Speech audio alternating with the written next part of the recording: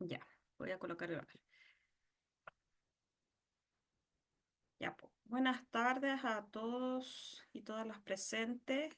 Em, Les comento que la sesión pasada, como asistieron menos, yo solo me concentré, digamos, vimos solo la parte más bien teórica y refería a los estudios de barrio en relación a la prevención comunitaria, ¿ya? Y el video ya está disponible, también la bibliografía, si ustedes quieren verlo. Entonces, en la sesión de hoy vamos a ver la parte, digamos, más aplicada respecto a la prevención comunitaria, que funciona y que no funciona desde la perspectiva de la evidencia internacional, ¿ya?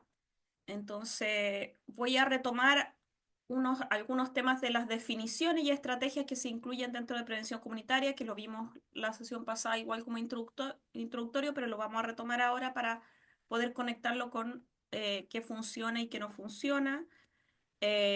Vamos a hablar un poco de la experiencia de prevención comunitaria en barrios en el caso de Chile y por último voy a abordar un poco una reflexión crítica sobre el rol de la participación comunitaria, las bondades y limitaciones que tiene esta participación, ¿ya? Y algunas reflexiones finales.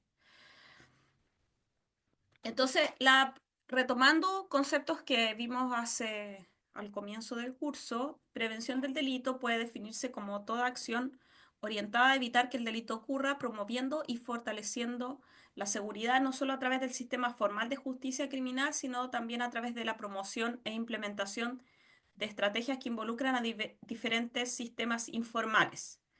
Llámese a esto escuelas, organizaciones ciudadanas, servicios de salud y la ciudadanía en general. Eso se consideran como sistemas, digamos, que contribuyen a abordar o aportan en la seguridad, pero desde otros ámbitos. ¿Ya? Y entonces en ese contexto de esta definición general de prevención del delito, yo les planteé estas preguntas que están conectadas al ejercicio Menti. ¿Cómo definirían prevención comunitaria del delito y qué tipo de estrategias o acciones, digamos, podemos como definir dentro de la prevención comunitaria? Entonces, respecto del primer ejercicio, pero igual quiero ir a Menti por si acaso, porque en el caso de la segunda pregunta no la pegué. Entonces, vamos, les voy a mostrar la pantalla a ver para que me digan si ven Menti cuando me cambie de pantalla. Ya, aquí está el mentí y lo vamos a poner como presentación. Y ustedes me dicen si se ven. ¿Están viendo la pantalla mentí ahora? Sí, se ve. Ya, Sí se ve. ya. Entonces, esta era la primera pregunta que les decía yo que hay 15 respuestas. Y la primera pregunta entonces era, nombre tres palabras claves para definir prevención comunitaria y aquí pueden ver cuáles son las más mencionadas por ustedes. Participación, comunidad, colaboración son, digamos, las más destacadas. Bueno, acá dice participación ciudadana en el fondo, que coincide con participación. Después hay otras un poco menos mencionadas como comunicación, lazo. Y para responder esta pregunta, entonces me gustaría que escuchar de parte de usted su argumento, digamos. ¿Qué piensan ustedes o alguien quisiera decir cómo definirían o cómo entienden la prevención comunitaria? Y luego les muestro la siguiente lámina. ¿Quién nos quiere compartir su visión sobre el concepto? Ay, no sé si puedo ver aquí las manitos.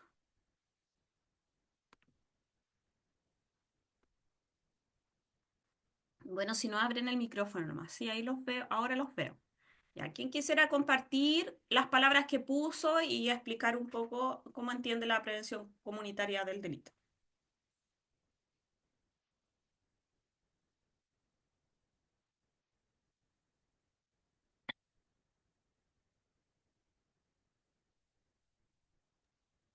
Bueno, yo puse cohesión social y creo que la semana pasada también lo puse. Eh, en definitiva, yo entendí, o bueno, entiendo que la prevención comunitaria en definitiva pone mucho énfasis en este compromiso que tiene que tener la comunidad y la sociedad como en sí mismo, por ejemplo, el grupo de vecinos entre sí, compartiendo una visión en común, etcétera, para prevenir la delincuencia. Por ejemplo, eh, la recuperación de espacios como plazas públicas, la organización para realizar actividades enfocada en prevención. Por ejemplo, la semana pasada, si no me equivoco, señalé las alarmas comunitarias, pero organizadas por vecinos, no la de una municipalidad. Ya. Claro, ahí en el fondo tú interpretas la cohesión como un mecanismo para generar prevención, pero también me imagino que como un resultado, digamos, como un objetivo de la prevención el mejorar o aumentar la cohesión, como desde las dos perspectivas.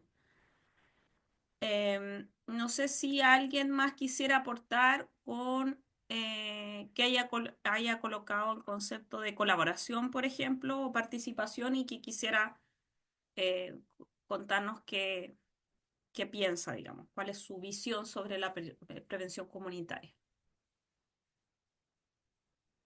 Que Lugo es como el comodín, siempre se atreve a salir al tiro. Yo, ¿Sí? Dale. eh, sí, yo puse participación y también puse comunicación.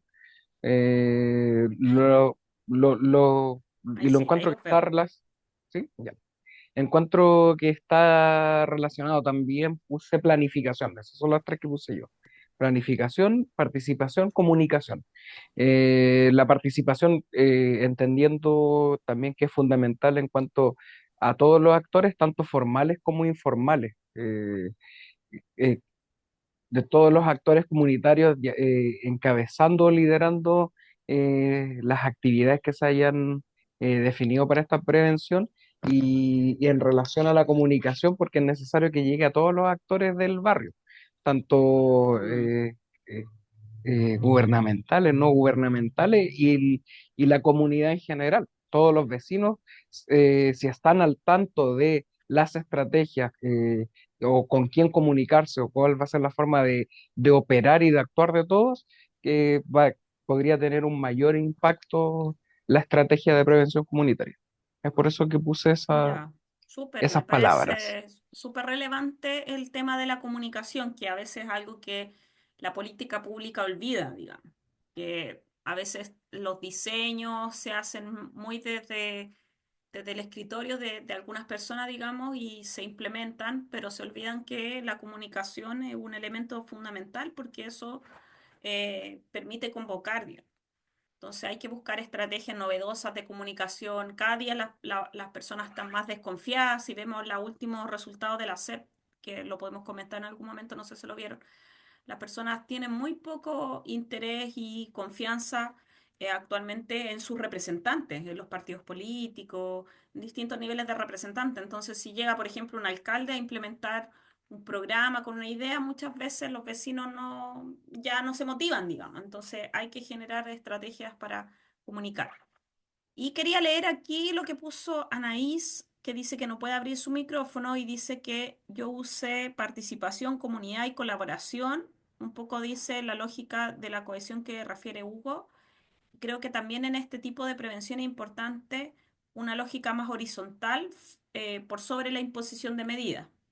Claro, un poco Hugo también plantea eso, digamos que es importante, no sé, pues como en el ejemplo de las alarmas comunitarias, si vamos a tratar de recomendar esa medida, siempre poner primero a la comunidad, digamos, en el sentido de preguntar si es que en verdad es esa medida la que se quiere. Entonces, súper bueno las consultas, generar espacios de asamblea, de discusión, para que las medidas tengan sentido para la comunidad. Ya, y no, ya el municipio llega, dice este barrio tiene X problema y va y le coloca la alarma que quizás nadie la va a usar, después a nadie le importó.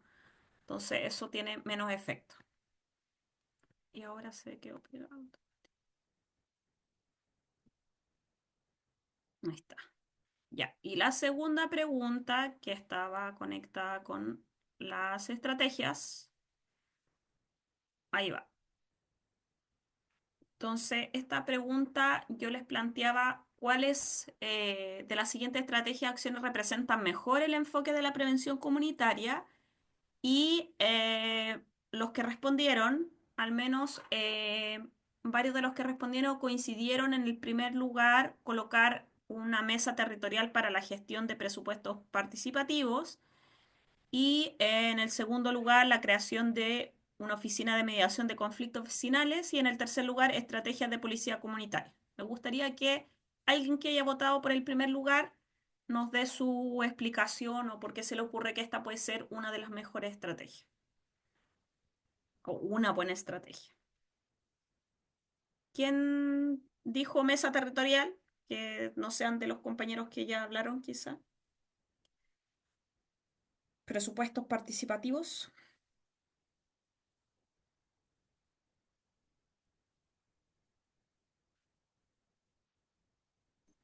Hola, profe. Hola. Eh, Mire, por mi parte, yo al menos pensé en esa opción, más que nada porque igual es importante que aquellos recursos o que los recursos que se vayan a utilizar en la prevención comunitaria, por así decirlo, también participe la comunidad en la cual van a ser utilizados esos recursos. Entonces, por eso yo preferí esa opción. Porque igual encuentro que es importante eso, el tema de los recursos, tenerla en cuenta a la gente, porque al final si se utilizan los recursos no teniendo en consideración a quienes se encuentran inmersos en esa comunidad, eh, puede llevar a que ese programa o ese programa no Claro, tenga la eficiencia o la efectividad que se quiera, que se requiera. claro, como vimos en el caso del CEPTED, que se recomendaba bastante hacer estos como diagnósticos participativos, bueno, los presupuestos participativos tienen como esa misma lógica, como tomar decisiones respecto a ciertos recursos y definirlo desde la comunidad, viendo los pros y los contras, haciendo votaciones, ese tipo de cosas son bastante útiles.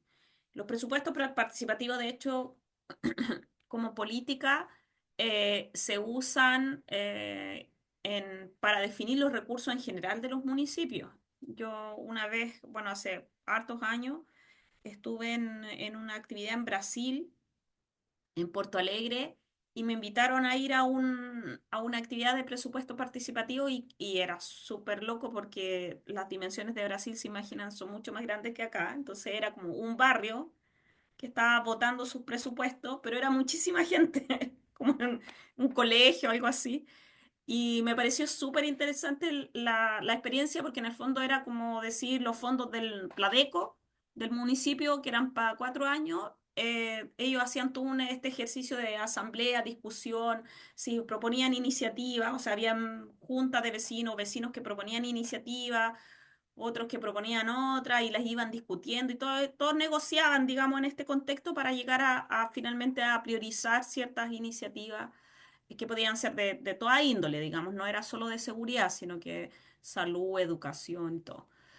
Eh, y yo creo que ese tipo de mecanismos participativos nos falta mucho en la organización, en la gestión, digamos, municipal, que podría contribuir a que la gente se acerque mucho más o confíe mucho más en esta gestión local, digamos, en sus representantes, en la gestión municipal, etcétera. ¿Quién Sí, colocó? ¿Sí, disculpe, profe, Nicolás? no, como para añadir, además también entrega como sentido de pertenencia quizás también a la comunidad, Claro, sentido de pertenencia. Aprecias más las inversiones que se están haciendo dentro de tu comunidad. Yo creo que eso es igual importante y como dice usted, se ha tomado muy poco en cuenta todo eso, al menos se ha visto muy poco, al menos por mi parte. Entonces, claro. igual sería interesante que se aplicara un poco más en Chile porque se ve en otros lugares y sería súper Mm, interesante el poder participar en esas instancias. claro. Y ahora quisiera preguntar, ¿quién colocó oficina de mediación de conflictos? Si quisiera comentar, si conoce alguna experiencia quizás de ese tipo o por qué le Hola, parece profe. relevante. ¿Sí? Pilar, Sí. Eh, yo puse esa como en el primer lugar al menos, y siento que es como, me gusta toda esa propuesta porque entrega herramientas a la comunidad por una parte. Creo que entre otros beneficios, previene como el escalamiento de conflictos y como que descomprime también como los actores tradicionales de la seguridad, como la policía, el poder judicial, con esta prevención del escalamiento de los conflictos. Y al mismo tiempo, al generar esta convocatoria y estas herramientas, va fortaleciendo igual el tejido, el capital social que le llaman. Claro, las estrategias, tal como tú dices, las estrategias de mediación son súper buenas para abordar distintos tipos de conflictos, incluso delito, por ejemplo, ahora que se está implementando la mediación en justicia juvenil, es una herramienta interesante porque se sale del sistema penal en el fondo, o sea, generar herramientas y que los vecinos vayan entendiendo cómo abordar conflictos con otras estrategias y otras herramientas es súper útil para que no todo, digamos, rebote en la justicia y muchas veces, como sabemos, cuando llegamos a la justicia y hacemos la denuncia, después muchas veces no sabemos cómo termina no, nadie te reporta, oye, el caso se desestimó, sigue la investigación, es súper difícil para el ciudadano estar conectado con el hecho, digamos, y el proceso penal. En cambio, con el tema de las estrategias de mediación, las soluciones están mucho más conectadas con la realidad misma de los vecinos o de las personas involucradas. Entonces, ahí se interactúa entre las distintas partes, los involucrados, las víctimas, digamos, otros vecinos que pueden actuar como mediadores, actores quizás que tienen la formación, ya sea, no sé, trabajadores sociales o psicólogos que pueden tener la formación en mediación y que en el fondo ellos actúan como intermediarios, pero en el fondo lo más importante es como el rol de las propias personas involucradas. Y yo creo que eso ayuda mucho para fortalecer la convivencia, para, como tú dices, evitar que las ciertas situaciones escalen y terminen en delitos ya más graves. Entonces, es una buena idea. Bueno, la estrategia de la policía comunitaria también a mí me parece que son útiles y un poco lo comentábamos la semana pasada de que muchas veces los vecinos pierden la confianza en la policía y dejan de denunciar los hechos y estas estrategias de acercamiento de la policía a la comunidad ayudan a que la población se sienta como más respaldada y, y vuelva a tener como más confianza en querer denunciar, porque yo creo que eso es un tema súper relevante en términos de los delitos en general. Poder prevenir delitos va siempre de la mano de poder identificar los sectores problemáticos, el tipo de delito más común, entonces siempre es útil que la policía esté ahí bien cercana a los vecinos o a las juntas de vecinos o a ciertas organizaciones que puede facilitar la prevención. Ya, entonces ahora, bueno, les agradezco la participación, quienes opinaron, y tengo que encontrar ahora la... Ah, tengo que mover esto, ya sé. Ahí está. Ya. Entonces, voy a achicar esta cosita que me compré. Bueno, entonces vamos ahora a ver un poco más de las estrategias, ejemplos de estrategia de prevención comunitaria. Primero, para definirlo un poco más, digamos, qué entendemos por prevención comunitaria. Aquí Tim Hope definió prevención comunitaria como un conjunto de acciones orientadas a modificar las condiciones sociales e institucionales que influencian la ocurrencia del delito en comunidades residenciales. En general, la prevención comunitaria está orientada a, a comunidades, a grupos humanos. Y estas estrategias buscan potenciar las capacidades preventivas y el control social informal de grupos sociales y comunidades, involucrando relaciones interpersonales, valores, normas, más que motivaciones individuales. ¿Ya? Por eso la sesión anterior yo les abordamos y les comenté sobre distintas teorías que desde el análisis o el estudio de la distribución del delito en el territorio plantean explicaciones de cuáles son los factores que podrían ayudar a prevenir el delito, desde teorías como la desorganización social, la eficacia colectiva y otras, y se las expliqué conectada con algunos estudios sobre barrio, ¿ya? Para que si no han visto la clase, pues lo vean, aunque también, probablemente Carolina en su curso también va a abordar algunas de esas teorías. Entonces, dentro de la definición de prevención comunitaria, entonces vamos a asumir como un supuesto subyacente el hecho de que las comunidades tienen o pueden activar capacidades o recursos para abordar sus problemas comunes, digamos, los problemas locales vinculados con el delito de la violencia. ¿Y por qué lo planteo de este modo, digamos, como un supuesto? Ya, porque como vamos a ver luego, la bondad y las limitaciones de la participación, es importante reconocer que en ciertas comunidades que han vivido por mucho tiempo en contextos de alta violencia, por ejemplo, esas capacidades pueden estar súper disminuidas.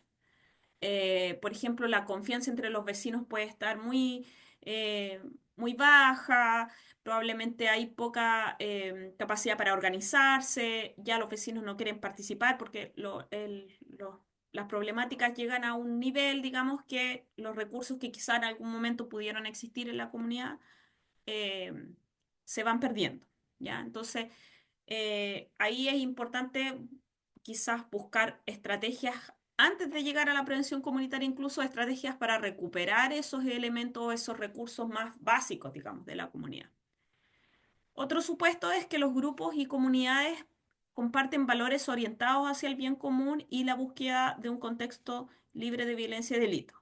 Y claro, aquí nuevamente hablamos de un supuesto y tenemos que considerar que este elemento, este aspecto no siempre está presente. O sea, no siempre dentro de una comunidad o grupo todos o la mayoría de los vecinos comparten los mismos valores. Puede darse situaciones en que los barrios estén constituidos por fracciones distintas, por ejemplo, porque la forma en que conformó el barrio fue en distintos periodos, por ejemplo, y puede ser que los vecinos sientan más afinidad, confianza o compartan más valores con algunos vecinos, pero no con todos. Entonces, hay contextos en que se dan esas situaciones y ahí puede incluso haber choques entre la forma en que ven la comunidad, digamos, unos vecinos y otros no. Puede haber algunos que tengan una visión mucho más apegada a la ley y otros que tengan más bien otro tipo de actividad, digamos, más ilegales. Entonces, eso siempre hay que analizarlo antes de orientar este tipo de estrategia. Por otro lado, tenemos que el límite conceptual entre prevención social y prevención comunitaria es un límite tenue. Pueden haber estrategias de prevención social que se enfocan en factores de riesgo de los sujetos, em, y que nosotros podríamos decir, ah, bueno, esto es prevención social, pero puede que también ese tipo de estrategias de prevención social vinculen o busquen, digamos, vincular a la familia, a los grupos de padres, a la escuela y al entorno barrial, y en ese sentido se cumple tanto con el que este tipo de programa es prevención social, pero también es prevención comunitaria. ¿Ya? Y ahí tenemos un ejemplo que es una experiencia que surge en Estados Unidos, que es el programa Community That Care, que nace en la década de los 90, que hoy día está más extendido hacia otros lugares, porque es típico que yo les contaba la semana pasada que los gringos cuando hacen modelos de programa y los evalúan bien, después tratan de venderlo a otros contextos. Y el objetivo de este programa es trabajar con jóvenes dentro de comunidades complejas y la base teórica de este programa está relacionado con las teorías que hemos visto de criminología del desarrollo, de modelos de desarrollo, digamos, de los adolescentes, de la infancia y la adolescencia. Y se reconoce entonces que los procesos de desarrollo pueden estar influenciados por interacciones de calidad entre adultos y niños y que no necesariamente o no siempre van a ser solamente de parte de los padres. O sea, puede, por ejemplo, tener una influencia importante el profesor o los profesores o el director de la escuela o el centro de salud del barrio, por ejemplo, pueden haber personas ahí, adultos significativos que también tengan influencia en los niños. Entonces ahí lo que se propone, digamos, dentro de este programa es el desarrollo de factores prosociales para proteger a los niños y niñas en contextos como les decía, de alta violencia, de complejidad, donde incluso puede ocurrir, digamos, que los padres, por ejemplo, estén privados de libertad o que esos niños no tengan muchos referentes adultos positivos. Entonces, a través de estos factores prosociales, a través de la promoción de redes, de vínculos comunitarios, se busca generar esta estrategia de prevención. Em, bueno, en ese contexto se reconoce los riesgos presentes en comunidades de altos niveles de delito y lo que se busca, como les decía antes, desde la definición siempre es promover las capacidades comunitarias. Bueno, entre los programas de prevención basados en la comunidad, que es lo que define, digamos, la prevención comunitaria, podemos encontrar distintos tipos de estrategias, desde acciones que promueven ciudadanía, convivencia y el empoderamiento de las comunidades, iniciativas que intervienen en aspectos situacionales como el deterioro y abandono de los espacios públicos, expresiones de desorden físico y social, particularmente en barrios complejos, hasta intervenciones que trabajan con jóvenes en riesgo, pandillas o infractores de ley y que tienen por propósito la revinculación o la reinserción social. ¿Ya? Tenemos estas como tres líneas o tipos de estrategias. Dentro de eso pueden haber muchas otras, digamos, propuestas, pero esas son como las agrupaciones más amplias, ¿ya? Eso lo plantean en el artículo que hemos revisado en otras clases de Weisburd, Farrington y Hill, donde ellos analizan distintas estrategias preventivas y hacen estas revisiones sistemáticas, digamos, de distintas evaluaciones para dar cuenta de cuáles son eh, la evidencia que demuestra de cuáles son los programas que funcionan mejor y que no funcionan, ¿ya? Entonces, a partir de eso, bueno, esto ya se los conté en sesiones anteriores, entonces a partir de esa revisión sistemática, donde ellos evalúan distintas estrategias de prevención, en términos particulares sobre la prevención comunitaria, ellos analizan intervenciones comunitarias que han demostrado tener éxito. Y aquí les voy a contar resumidamente algunos de esos elementos. Eh, bueno, diversas teorías han abordado el vínculo entre las variables comunitarias y el delito, las cuales sirven de base para el desarrollo de estos programas preventivos. Como les decía en la sesión anterior, vimos algunas de esas teorías, como la teoría de desorganización social, eh, la teoría de las ventanas rotas, les mencioné también, me parece, em, y la de eficacia colectiva. Y bueno, Wesley Scogan, perdón, analiza, por ejemplo, la naturaleza de las conductas de desorden y el rol que juegan en el deterioro de los barrios empobrecidos, perdón, y el aumento del delito, eh, muy a la línea de esta de la teoría de las ventanas rotas, donde ellos plantean que en el fondo los barrios cuando comienzan eh, a ser descuidados, digamos, a haber muchas situaciones de desorden y abandono, por ejemplo, basura en los espacios públicos, autos abandonados y cosas así, se genera como un contexto propicio para el aumento de distintos delitos. ¿Ya? Bueno, eh, a pesar de que hay bastante literatura, digamos, que aborda y discute estas distintas teorías respecto de los factores comunitarios o dentro de la comunidad que pueden contribuir a prevenir el delito, hasta hace un par de décadas había poca evidencia sobre la efectividad de este tipo de programas o intervenciones en esta línea. ¿Ya? De hecho, en el año 95, Hop concluyó que no existían programas comunitarios que hubiesen demostrado ser efectivos, ¿ya? A pesar de que ya, como les decía, había bastante experiencia, sobre todo en los países del norte. Eh, en las últimas décadas eso ha cambiado, digamos, y se han ido desarrollando muchas más evaluaciones y hay hay más aprendizaje acumulado, digamos, de elementos, estrategias que demuestran ser efectivas. Ya en los últimos años ha aumentado los estudios respecto a este tipo de programa y se ha encontrado evidencia positiva sobre que funciona. Un ejemplo de ello, por ejemplo, el que ya les comenté, este Community Tag Care, que ha sido evaluado en distintas ocasiones y que ha sido bastante valorado y citado a nivel internacional. Otro programa que es bastante destacado por la literatura es este que se llama Moving to Opportunity, así con la sigla MTO.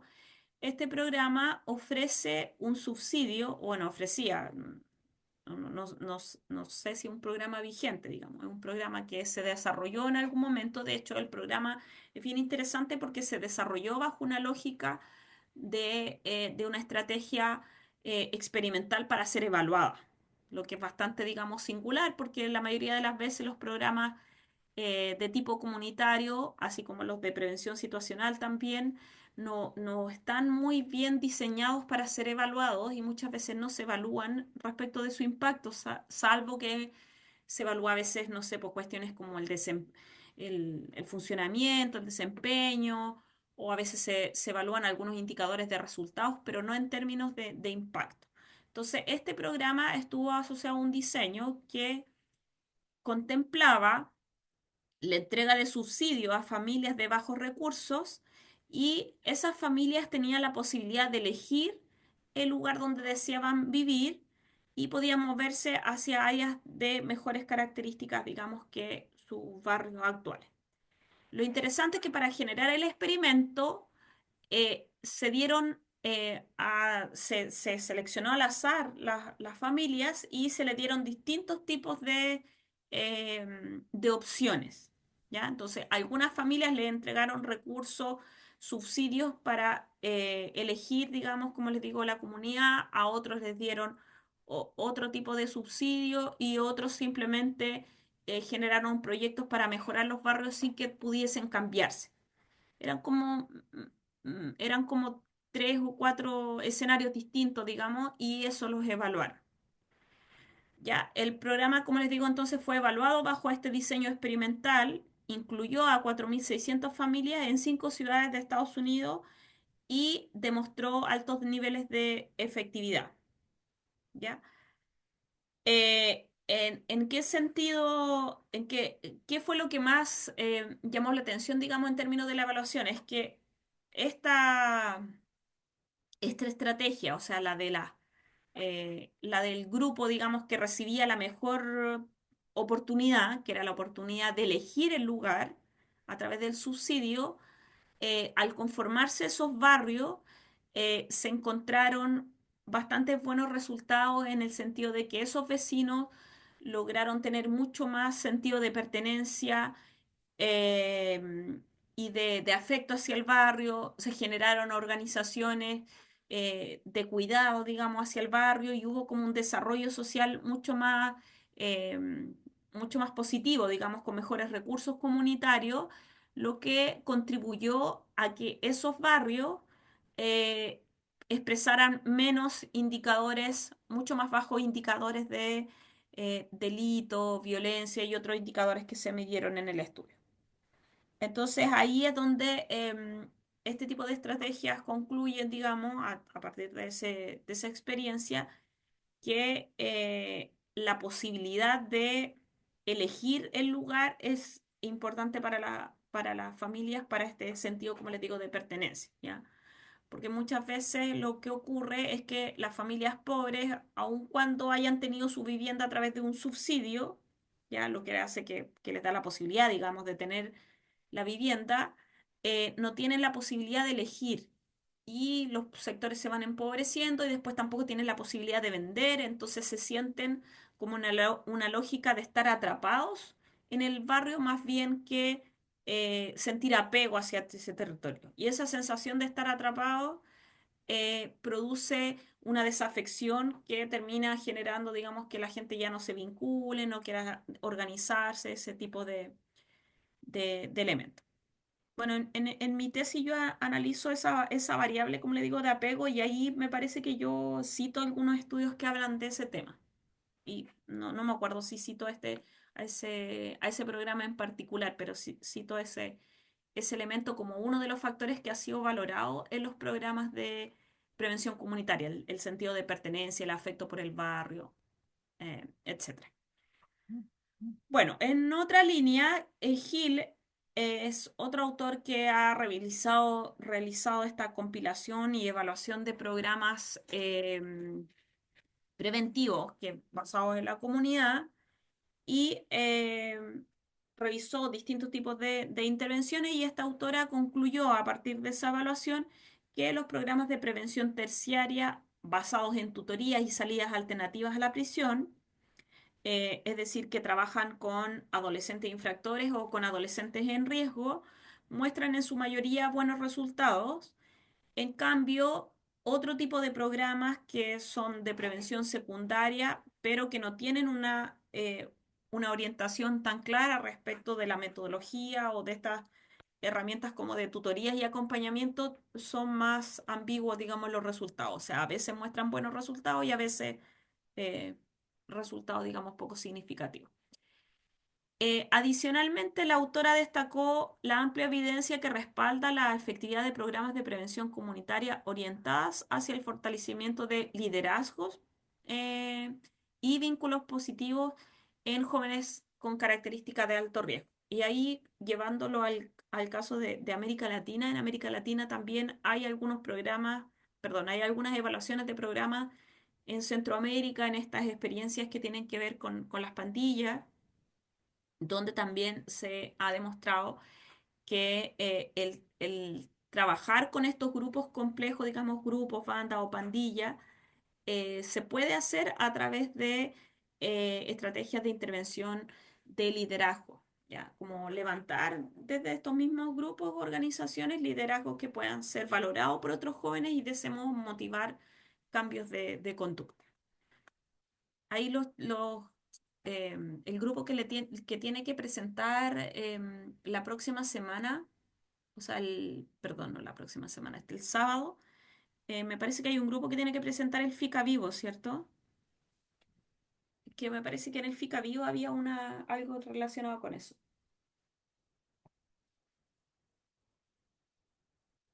Ya no sé si están ahí presentes los que les toca esa experiencia. Bueno,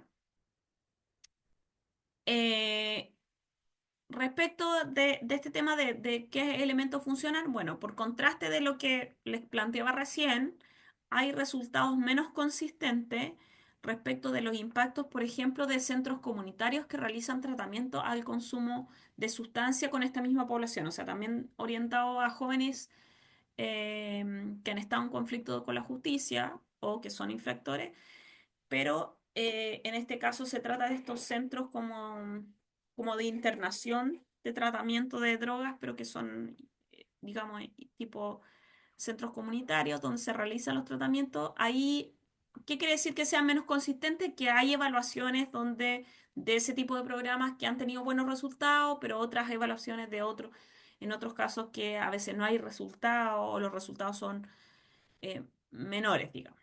¿Ya? Sin duda se ha planteado que los programas más efectivos son los que tienen por objetivo abordar factores de riesgo específicos, a la medida que hay buenos diagnósticos, que se detecta con claridad cuáles son los factores de riesgo más complejos, por ejemplo, respecto de los jóvenes infractores, y que buscan reintegrar a estos jóvenes en el contexto comunitario, son programas que son bastante efectivos. O sea, los programas que intervienen, por ejemplo, en la temática de drogas, pero que están aislados de la comunidad y son tratamientos más bien individuales, tienden a ser menos sostenibles que los programas que más bien trabajan desde la propia comunidad y con un buen diagnóstico. O sea, si se hace un buen diagnóstico respecto de las características del joven, de su entorno, la escuela, la familia, qué sé yo, en la lógica multimodal, eh, pero trabajando en la comunidad, o sea, buscando reintegrar a los jóvenes, tienen mejores resultados. Por otro lado, Welch y Farrington también afirman que un elemento clave de los programas de prevención comunitaria es la construcción de alianzas entre las autoridades, gestores públicos y la comunidad. Muy en la línea de las estrategias que estábamos conversando en el ranking que vimos, el tema de la policía comunitaria que yo les planteaba como ejemplo tiene que ver con esto, con programas que buscan hacer alianza entre policía y autoridades, gestores públicos, que se involucra la junta de vecinos y en el sentido de que todos los distintos actores se comprometen con ciertas cosas. Entonces, no sé, pues la policía se compromete con la comunidad a hacer cierto tipo de estrategia, la comunidad por su parte se compromete a informar más frecuentemente a la policía, promover las denuncias, no sé. Entonces, este tipo de alianza a nivel de lo que son las estrategias de prevención comunitaria han mostrado buenos resultados. ¿Ya? Ahora, sí siempre se plantea, y esto es importante lo que yo les señalaba antes, que eso tiene limitaciones, o sea, no en todos los tipos de barrios funcionan, y muchas veces pueden ser difíciles de implementar cuando los barrios ya son más complejos, cuando los niveles de violencia son altos, eh, porque este tipo de estrategias van a ser mucho más efectivas cuando los vecinos están comprometidos con la prevención, que están la mayoría o un grupo importante de vecinos están disponibles a generar la organización, a mantener, digamos, este tipo de estrategias, ¿ya? Porque de otro modo, si no hay actores ahí en la comunidad que estén como activando, digamos, ese tipo de organización, mm, probablemente no van a funcionar. O sea, el partnership tiene que estar como para los dos lados, digamos. Entonces, Gil, deme un segundo, ¿qué? Hago la mochila. Ya, pero Primero, vayan a comer, pues, ¿no? ¿Cómo se van a bañar? ¿hago la mochila o...? Si quieren, si quieren comer, vayan a comer primero y después te bañas, pues no sé. Ya. Bueno, Hill de modo similar también destaca los programas que se vinculan, donde se vinculan las autoridades, las policías, la comunidad, con el fin de promover casos de confianza, legitimidad y cohesión social.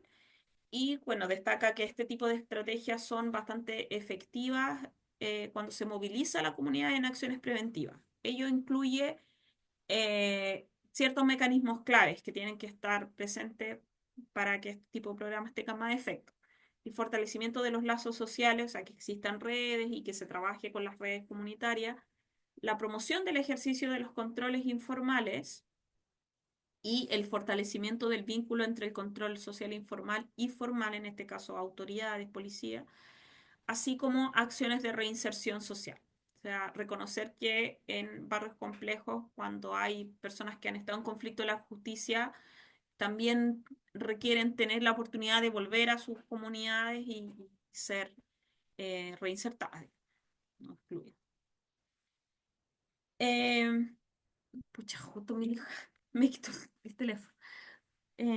No, estos son, para ver si hacíamos, no voy a avanzar un poquito y ahí me dicen ustedes si hacemos un break o si seguimos, ¿ya?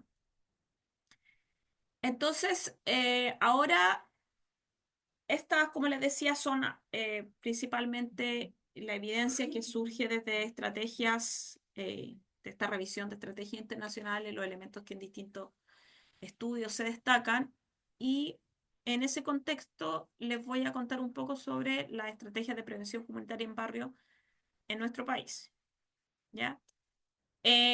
Bueno, podríamos decir que en América Latina en general hay muchos elementos en común respecto de la concentración del delito y la violencia en barrio.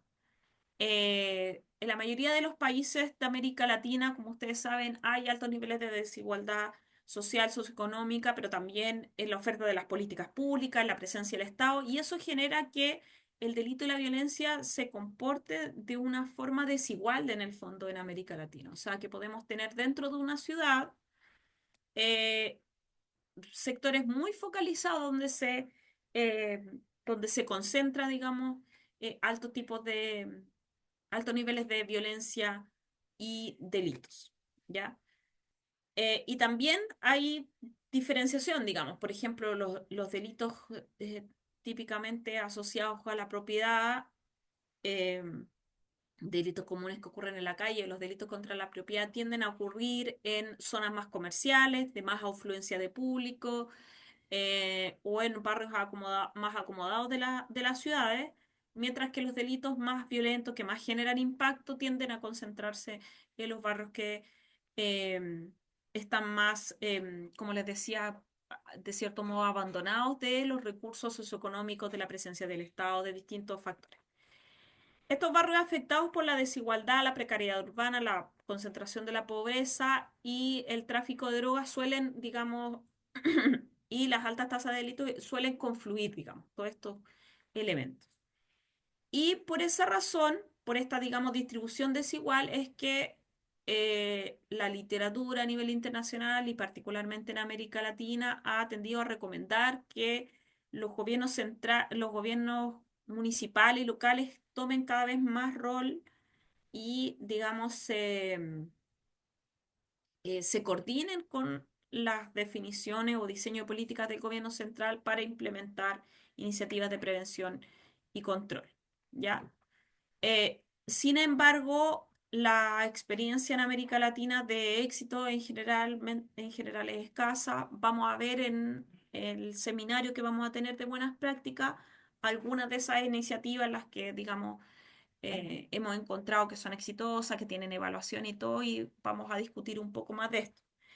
En el caso, pero bueno, sigue siendo, el asunto es que sigue siendo un déficit el conocimiento, el aprendizaje en América Latina respecto de los programas que se aplican con este enfoque, digamos, de prevención comunitaria. O sea, sigue siendo necesario, relevante el que existan, se desarrollen más evaluaciones.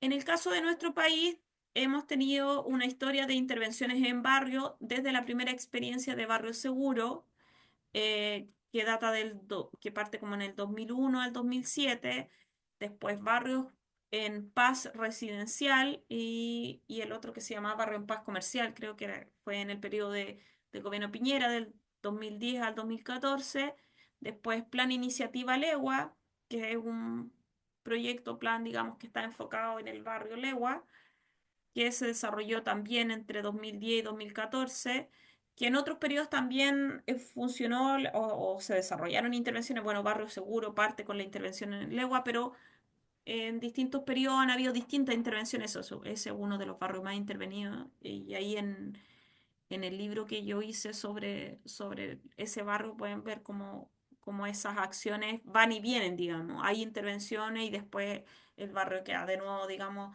de lado y después viene otro gobierno, otra intervención y se plantea otro programa y así.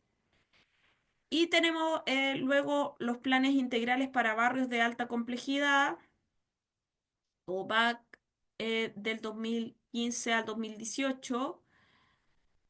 Y después del 2018, em, en el gobierno, después del 2018 viene el segundo gobierno de Bachelet, ¿cierto? Hay otro programa. mm, ¿Cómo se llama? Juntos Más Seguro, creo que se llama, el que era de barrio. No sé si me recuerdan. Y también hay por ahí, pero parece que no lo subí, también hay un artículo sobre ese programa. Bueno, en general, Lunek y Varela que hacen esta revisión, esta sistematización, señalan que hay poco conocimiento con relación a los objetivos específicos de este tipo de programas. A veces definen algunos objetivos muy amplios, otros no son muy concretos. Los enfoques teóricos, varios de estos programas, cuando surgen, digamos, no tienen un diseño bien desarrollado, entonces no plantean el enfoque teórico con claridad, las metodologías menos aún temas como cómo se gestiona la inversión, incluso cómo se seleccionan los barrios. La mayoría de los programas no tienen criterios, no definen criterios eh, técnicos claros de cómo se eligen y muchas veces la elección de los barrios termina siendo en gran medida política más que técnica, digamos. Indicadores de evaluación de desempeño, muchos de estos programas han carecido de ello y por ende también de evaluaciones de resultado e impacto. Respecto de Barrio Seguro, bueno, a partir de lo que revisan Luneque, pero también hay otros artículos, Hugo Frulin también en su momento hizo un artículo, bueno, yo también he abordado el tema de barrios y otros autores.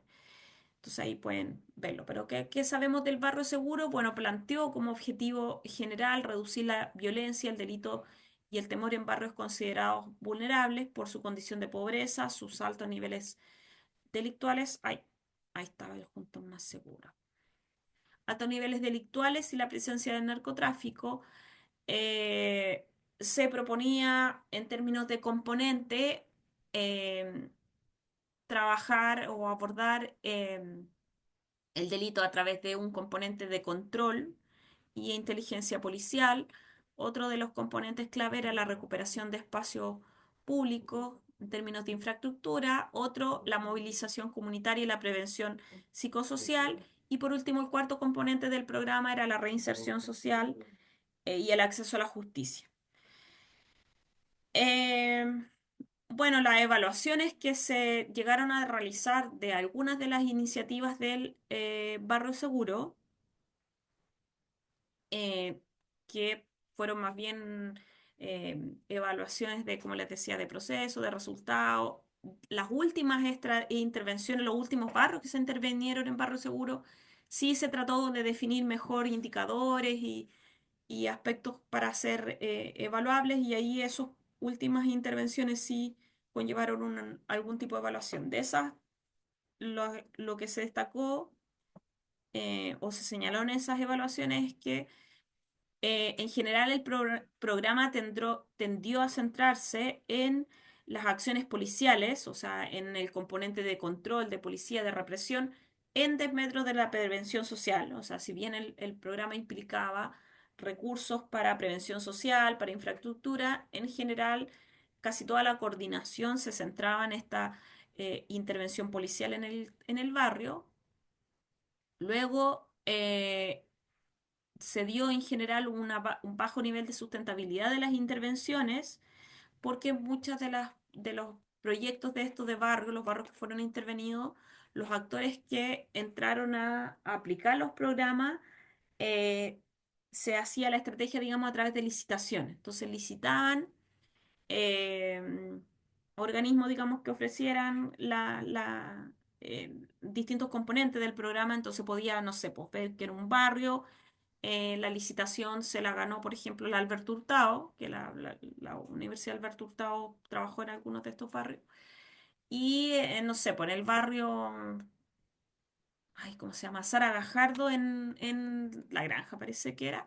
La Alberto Hurtado se ganó el componente social, por decir algo, porque no me acuerdo exactamente cuál era. Eh, Pero, claro, la universidad fue, hizo la intervención y pues se fue, lo que duraba la licitación. En otros barrios fue, no sé, una ONG, en otros barrios fue, y así, digamos. Entonces, en general, en la mayoría de los casos se trató de actores externos a los barrios o a las comunas. Y entonces eso implicó que no hubiera sustentabilidad, que no se dejaran recursos instalados, que después que las instituciones, instituciones o organizaciones se iban, se perdía, digamos, el trabajo. Sí, entiendo que en algunas experiencias las licitaciones se optaron por hacer más vinculadas con ONG o actores municipales más en el territorio, digamos, y que en algunos de esos casos hubo mejores resultados, pero en general eh, la licitación permitía que cualquiera, digamos, interviniera en el barrio. En general, se dio una deficiente coordinación entre gobierno central, policía, municipalidad y comunidad. De hecho, muchos barrios, sobre todo los primeros que se intervienen, como La Legua, que La Legua parte en la primera intervención en el 2001 y parte siendo una intervención policial, no era un programa, digamos, preventivo. Eh, en esos contextos, como parte con una intervención represiva de parte de la policía, no se piensa como un programa donde tienen que coordinarse distintos actores, una mesa de trabajo. Muchas veces el gobierno central se saltó a los municipios, o sea, llegó e intervino, implantó el programa y el municipio le preguntaba o le decía poco. Entonces, varios municipios también se sintieron incluso como un poco pasados a llevar respecto de esta intervención que venía del nivel central. Y pese que en algunos barrios, los últimos, como les contaba, se llegó a definir indicadores y se levantó una línea de base, como un par de barrios los que fueron intervenidos los últimos años, que fue como en el 2005, 2006, por ahí, finalmente no se efectuó la evaluación de impacto, o sea, se levantaron algunos indicadores, se evaluó el proceso de la implementación, pero la evaluación de impacto como tal no se hizo. En el caso del programa Barrio en Paz Residencial, buscaba reducir la cantidad de hogares que son víctimas de delitos, violencia intrapersonal, percepción de inseguridad y actividades asociadas al tráfico de drogas. en este caso, los diagnósticos barriales eran más bien los que tendían a definir cómo se iba a desarrollar la estrategia de intervención y en general por el lado de la prevención social se trabajaba o se buscaba, digamos, intervenir con niños y niñas en situación de vulnerabilidad, abordar el tema del consumo de alcohol y droga y otros problemas situacionales. La evaluación que hizo la DIPRES en 2012 respecto de este programa, que fue en el fondo llevaba la mitad del periodo de implementación, sugirió ajustar los criterios de selección de barrio. Ya en esta evaluación de la DIPRES, por ejemplo, se detecta lo mismo que había ocurrido con Barrio Seguro, es que la selección de los barrios no había ningún criterio. De hecho, cuando uno preguntaba, oye, ¿qué barrios se van a intervenir y por qué se eligieron eso? Cosas así, casi en ninguno de estos programas hubo como un diseño previo para decir, no, sí, estos barrios y por qué estos barrios, qué sé yo. De hecho, varias de las intervenciones, como en el barrio seguro, surgieron de una lista de carabineros que Carabinero había señalado, así como en los medios de comunicación, cuando estalló la situación de la Legua, que fue por una balacera y muertos, qué sé yo. Carabineros sacó un informe, no sé si previo o durante o en ese periodo, salió como un informe a la luz de Carabinero que decía que X número de barrios eran los barrios más peligrosos de la capital y no sé qué. Y entonces, a partir como de ese eh, documento, comenzaron como a seleccionarse, pero en algunos casos se le preguntó al municipio, bueno, en el caso del barrio seguro, como en los últimos barrios intervenidos, me parece que sí, ahí se le preguntó a algunos municipios, pero los primeros no. Y en el caso del barrio En Paz, también me parece que en algunos municipios que eran de la línea del gobierno, sí se les tomó más opinión y todo, y en otros no se seleccionaron, ¿no? Pero no habían criterios claros, diagnóstico, digamos, para decir, bueno, estos sí y estos barrios no. En el caso de este programa sí se definió una línea base con indicadores de evaluación para realizar el monitoreo, pero al final no se hizo tampoco la evaluación de impacto porque no se definieron casos de comparación, ¿ya? De control, digamos, y porque también muchos de los indicadores que se formularon tenían que ver con indicadores de proceso, que una de las falencias de muchos programas sociales en nuestro país es que se definen indicadores que tienen que ver con, bueno, por ejemplo, la consultora, se licita a la consultora realiza el diagnóstico, eh, realiza X cantidad de actividades y ya se cumplió, digamos, con la gestión de los recursos, se hacen las rendiciones, ya, y esos son los indicadores, digamos. Entonces los indicadores quedan como en ese nivel, como en el nivel de describir el desempeño de los programas, pero no llegan a definirse indicadores que sean evaluables en términos de meta. ¿Qué delitos se van a reducir? ¿En qué porcentaje? O si se aplican instrumentos de percepción, bueno, la percepción de inseguridad, el diagnóstico tiene tal nivel, bueno, la meta sería reducirla a tanto, etcétera. Bueno, Juntos Más Seguros, que era el otro que yo les decía, claro, del 2015 al 2018 se desarrolla este programa. Em, este programa buscó aumentar la cohesión social y ejecutar proyectos de prevención social y situacional en barrios. La diferencia de este programa, por ejemplo, con los anteriores es que lo hizo interesante, digamos, es que en el gobierno de Bachelet estaban funcionando los planes comunales y ya había un desarrollo de la gestión comunal en términos de prevención mucho más instalada. Entonces, este programa, a diferencia de lo que hizo Piñera, no buscaba cómo reemplazar la gestión local. Y eso fue una de las problemáticas, digamos, que evalúa la DIPRES en el informe de la DIPRES, plantea también la falta de coordinación. ¿Y qué ocurrió? Que Piñera decide terminar con la intervención, con los fondos el fondo el FNSP y todos los fondos que ahí iban orientados a la gestión municipal, porque él le quita valor, digamos, le quita el piso a los planes comunales y a todo ese ejercicio que iba avanzado de la gestión. Entonces, muchos municipios se quedaron sin recursos para intervenir en nivel de prevención Y los que tenían recursos propios pudieron como mantener sus oficinas, porque como ustedes quizás saben, o bueno, no sé si saben, eh, los municipios que ya venían venían desde la experiencia del Comuna Segura y después de los planes comunales, ya tenían oficinas instaladas de seguridad, o oficinas de prevención del delito, tenían a un secretario técnico o a un sujeto o una sujeta que gestionaba los proyectos de prevención del delito, etcétera. Entonces, cuando Piñera decide terminar esos financiamientos, los municipios se quedan sin esos fondos y él dice, bueno, no vamos a financiar porque nuestro enfoque va a ser hacia los barrios y desde el nivel central hacia los barrios. Entonces se saltaban de nuevo esa lógica de saltarse a los municipios. Cosa que en el Juntos Más Seguro, como parte de la política de Bachelet, era el generar la ley de planes comunales y fortalecer los planes comunales y recuperar toda la gestión local municipal. Este programa por lo menos estaba como en diálogo con eso. Em, bueno, los objetivos igual en este programa siguen siendo muy poco, digamos, específicos, que en general es una problemática que comparten todos los programas, como decía Luneque y Varela. Plantea como objetivo aumentar, por un lado, aumentar la cohesión social y ejecutar proyectos de prevención, como les decía, y por otro lado, prevenir la violencia, la inseguridad en el territorio en donde se emplaza a través de convivencia, generación de capital social y creación de espacio de participación.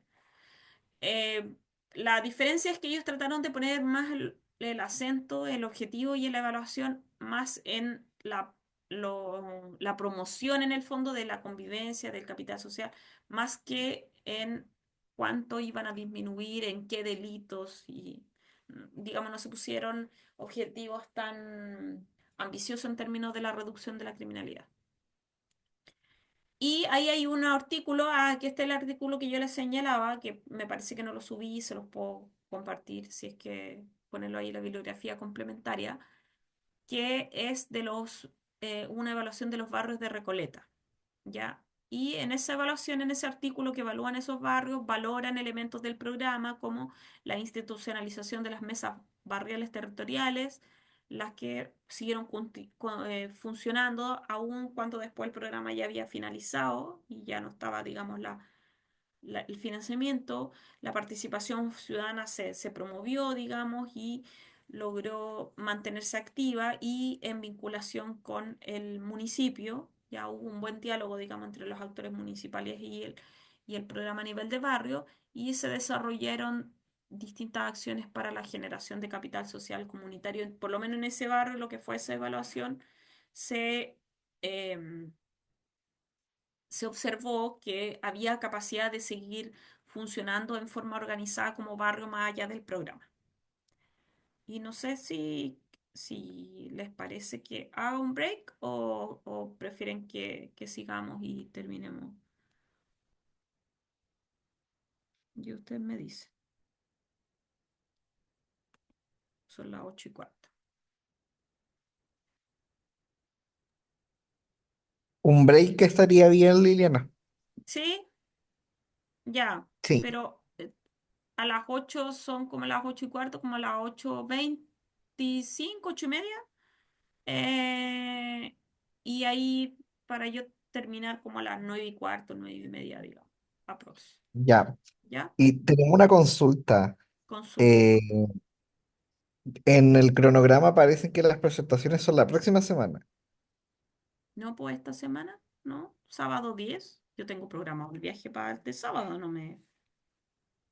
O sea, porque la otra vez, mira, eh, creo que Carolina nos dijo que las clases se habían intercambiado en el horario que habían mandado al principio. Incluso en el cronograma que tú tienes, tampoco aparecen como clases en la tarde hoy día. Aparece el sábado 17. No, no, mira, yo la cambié, pero es al revés. La clase mía inicialmente era la próxima semana y yo la cambié para esta semana. A ver, yo lo voy a mirar al tiro. Yo tengo programado un viaje para esta semana, para el sábado. Y siempre lo tuve así, ¿cómo me iba a equivocar? Eh, chuta, aquí.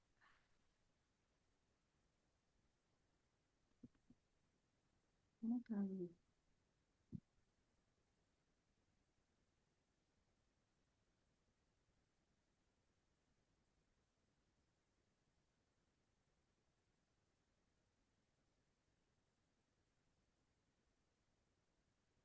Claro, no sé si quieres que te comparta el...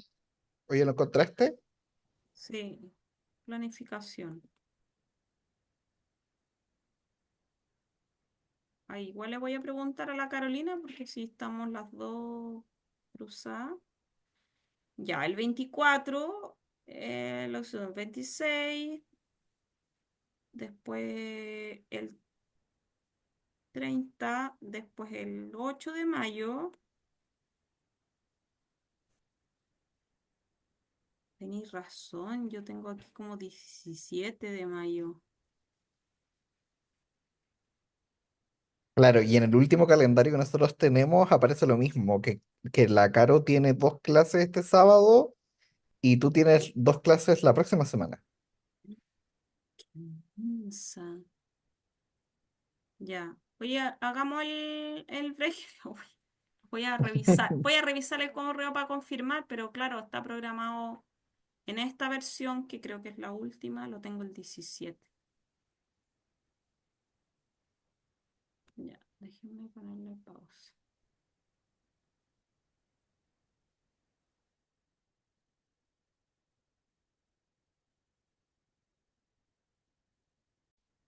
Vamos a retomar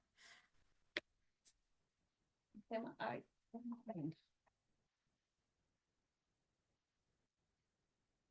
bájale un poco el volumen, la tele. Emma, ya se tienen que acostar. No se les pase la hora. ¿Ah? Mira, hablemos después que termine la clase, ¿ya? Vaya a bañarse, sí que se tiene que bañar. O el Ernesto, no sé qué se va a bañar. Que se bañe el Ernesto mejor.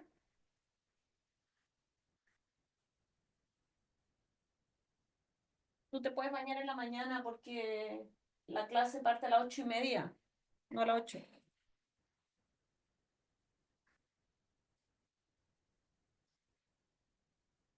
Eh, ya.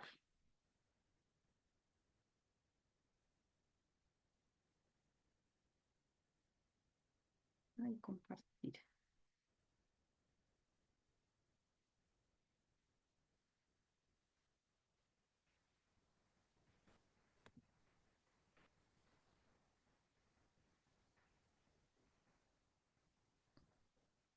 Ya.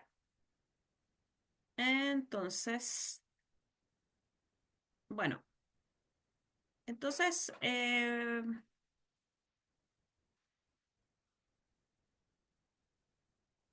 me fui para otro lado. Ya, ahí está.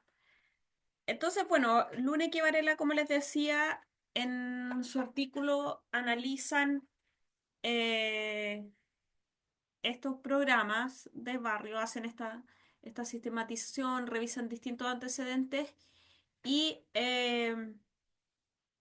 y ellos evidencian, digamos, varias falencias. En el caso del último, del programa de barrios priorizados o barrios de alta complejidad, se escogen 33 barrios por su vulnerabilidad social. Eran barrios que habían sido identificados en el Observatorio de Narcotráfico del 2017 por el Ministerio del Interior y se detecta que en la zona sur de Santiago al menos 700.000 personas viven en barrios expuestos al crimen organizado, las violencias cotidianas y condiciones de precariedad material y urbana. Entonces, en estos barrios se aplican, bueno, el estudio que ellos realizaron desde el Alberto Hurtado, aplicaron una encuesta y, por ejemplo, respecto a la percepción de problemas más complejos, en estos barrios, no, esto me parece que no viene de la ENUS. Eh, Se pregunta con qué frecuencia cree usted que han ocurrido estas situaciones en los últimos 12 meses y se ve alta presencia de consumo de alcohol en la vía pública, venta de drogas como problemática, y después otras problemáticas como balaceras, porte de armas y otras. Entonces eso se considera en el diagnóstico, y entonces el programa, este barrio prioritario, buscaba atender estos problemas por parte, o sea, por medio de una respuesta multiagencial, o sea, distintas organismos involucrados, digamos, en esta intervención, similar a los barrios previos, pero supuestamente con un diseño, digamos, mejor organizado. ¿Ya? Como ya les comentaba yo respecto a los otros programas, la mayoría de los programas han carecido de diagnóstico y criterios técnicos para la selección de los barrios, y los objetivos han tendido a concentrarse en la disminución de factores de riesgo a través de la promoción comunitaria y la prevención situacional.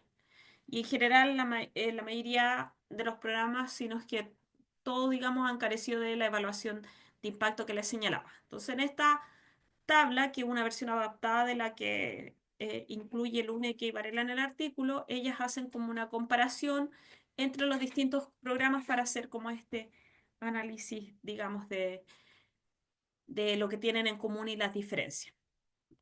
Respecto a los criterios de selección, bueno, como yo ya les señalaba, eh, casi todos estos programas se eligen los barrios de manera contingente o por ciertas demandas políticas, pero no hay criterios, digamos, tan claramente establecidos. En el programa de barrios de alta complejidad sí hay criterios técnicos, digamos, eh, policiales, ya un poco mejor definidos, digamos.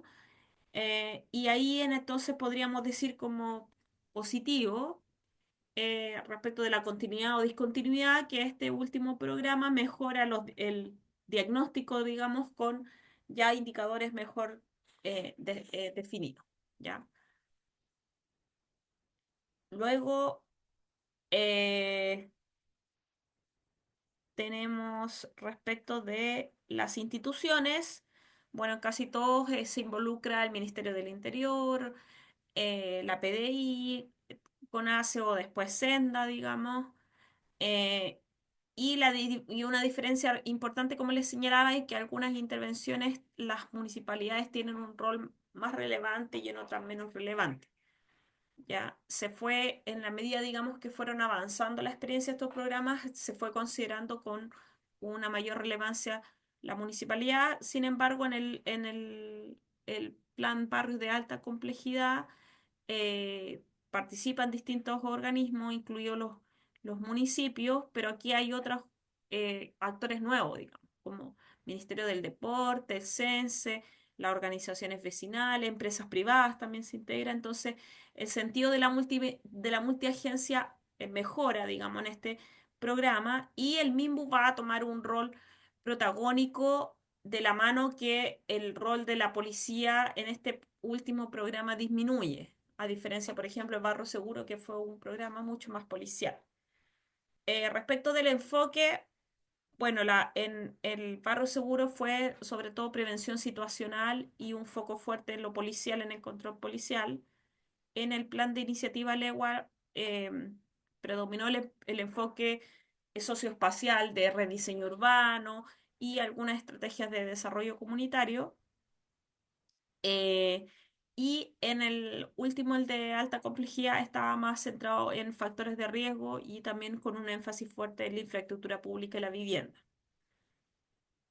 Con un menos control policial, como les decía, menos enfoque en lo policial. Y luego respecto a los componentes, bueno, lo de barrio seguro ya se lo señalé. En el caso del plan iniciativa Legua, eh, destaca el tema del rediseño del barrio. Por ejemplo, en el plan Legua se, se abrieron pasajes, se generaron viviendas nuevas, hubo una intervención importante en términos urbana. Y en el plan de barrio de alta complejidad también se sigue un poco esa lógica: la regeneración urbana, la infraestructura pública, prevención y seguridad ciudadana y desarrollo social, incluyendo un diagnóstico y un plan más coherente en ese sentido. ¿Ya? En general, entre uno y otro programa hay elementos en común, pero podríamos decir que los últimos dan un valor más importante a la parte de la regeneración urbana. en desmedro, digamos, de lo policial, que fue el enfoque principal en el barrio seguro, por ejemplo. Respecto de la evaluación que se hace de estas intervenciones, bueno, en general del nivel de conocimiento de las iniciativas y servicios públicos en los barrios, vemos que estos son barrios que en general hay todavía un poco conocimiento. Si ven aquí la parte de la barrita que está más clarita, en gris más claro, es de que no conoce el programa. Y en general tiende a ser el porcentaje más importante de personas que no conocen el programa. Y luego ya después vienen las valoraciones, de 1 a 3, de 4 a 5, de 6 a 7. ¿Ya? Y sin embargo, ahí hay una valoración importante respecto del mejoramiento de los barrios, y en el programa de tercera edad hay un poquito más valoración, pero en general el porcentaje más importante de personas que no conocen los programas. Y después la evaluación de programas de prevención de consumo de drogas y atención y de violencia intrafamiliar, también porcentaje muy relevante de que no conocen el programa, y luego entonces los que evalúan los programas tienen distintas valoraciones, pero es un porcentaje muy bajo de la población en el fondo la que está valorando. Entonces, por eso cuando ustedes nombraron estas palabras, yo les decía, bueno, me parece interesante que destaquen el tema del conocimiento, porque es un elemento muy deficitario en general en las políticas en esta línea, digamos, de la intervención en barrios. En general hay poca capacidad de convocatoria, de difundir lo que se hace, y por ende esto se traduce en este tipo de indicadores donde hay un poco conocimiento de los programas. Bueno, la valoración sobre la policía, y en general la evaluación en estos barrios, y también cuando se hace una comparación en la ENUS y en otros instrumentos de la evaluación de la policía en estos barrios, claramente la evaluación es mucho más mala que el promedio nacional y que hay en general. Bueno, como conclusiones del artículo se plantea que los tres programas analizados presentan características comunes, o sea, que hay algunos elementos de aprendizaje o de continuidad. Sin embargo, ninguno incluye evaluación de resultados o de impacto, y pese a considerar la participación comunitaria como un componente principal, siguen presentando problemas de cobertura y falta de participación efectiva. Y por eso ahora les voy a hablar un poco del tema de participación. El nivel de conocimiento de la oferta pública en general es sumamente bajo, eso que les mostraba, y por ende es difícil que los efectos, si es que hay efectos de estos programas, sean sostenibles. Como ya vimos en otras evaluaciones de distintos programas, es súper relevante que los vecinos se sientan convocados. Ninguno de los programas aborda las desventajas estructurales de los barrios. eh, que dis- ¿A qué nos referimos con estructurales? Digamos, temas de pobreza, desempleo, que son problemáticas súper relevantes en estos barrios, no son en general abordadas por este tipo de programas. En general, solo hay aportes, digamos, que se valoran además en términos de mitigar efectos de la segregación socioespacial, o sea, regeneración urbana, eh, rehabilitación de espacios públicos, arreglo de plaza, y entonces puede concluirse lo que analizan como críticamente las autoras de este artículo, es que en ese sentido estos programas no ayudan a enfrentar la violencia desde los factores estructurales que también están ahí a la base, y en general tienden a basarse en las teorías ecológicas que vimos en la sesión anterior, y entonces por eso ponen el foco en promover capital social, la eficacia de la comunidad en control social y en la recuperación de espacios públicos. En general se deja fuera a la participación, por ejemplo, de los jóvenes, no se consideran los límites o los elementos, digamos, deficitarios de la participación.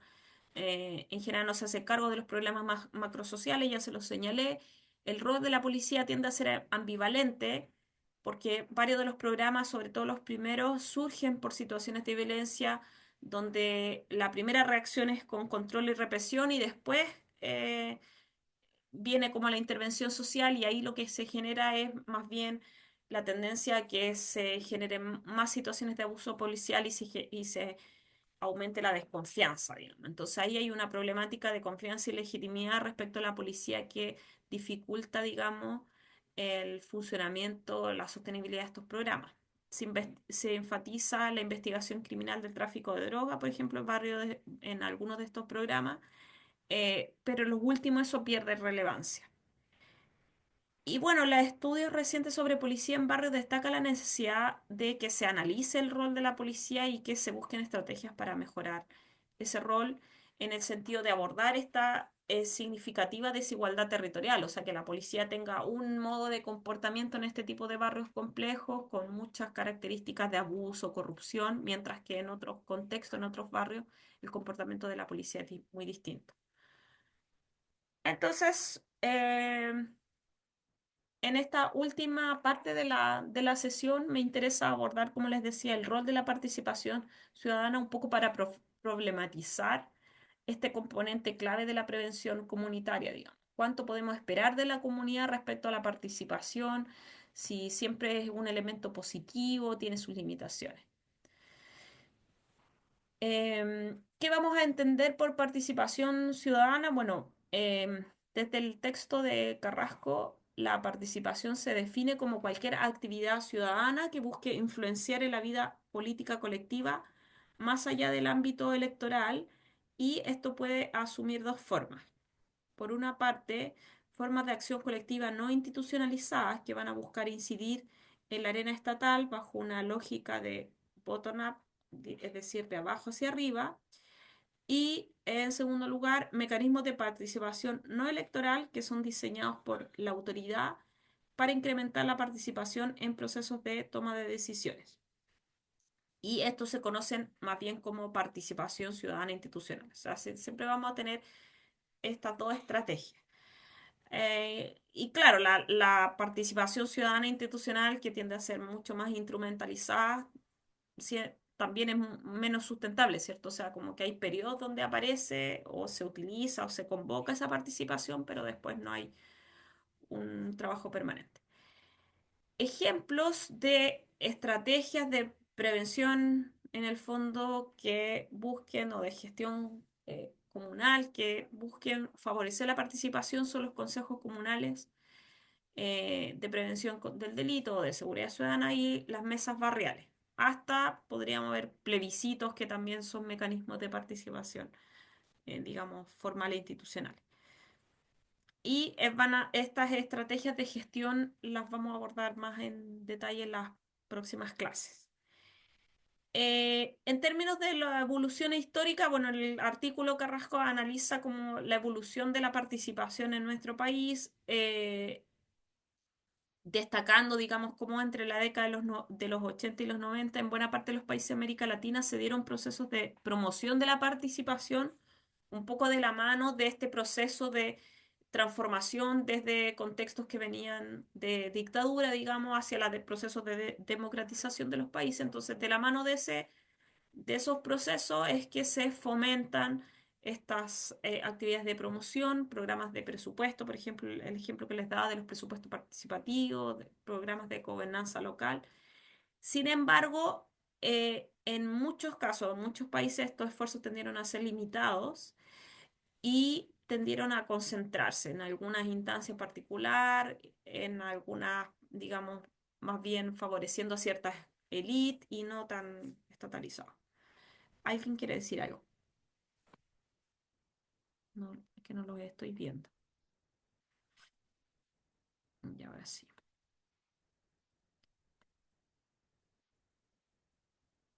Ay, no. ¿Cómo lo subo? Ya. Eh, bueno, después de este periodo, digamos, en las décadas siguientes, muchos países latinoamericanos se han tendido a enfrentar una crisis sistémica de la democracia con un nivel, digamos, muy alto de desafección de los ciudadanos respecto de sus representantes, con escasa capacidad en el fondo de los gobiernos y las instituciones para responder a las demandas ciudadanas. Entonces ahí es donde tiende cada cierto tiempo a resurgir el debate sobre la importancia de la participación en la recuperación del vínculo Estado-sociedad y en el fortalecimiento democrático. Ay, se me quedó pegado.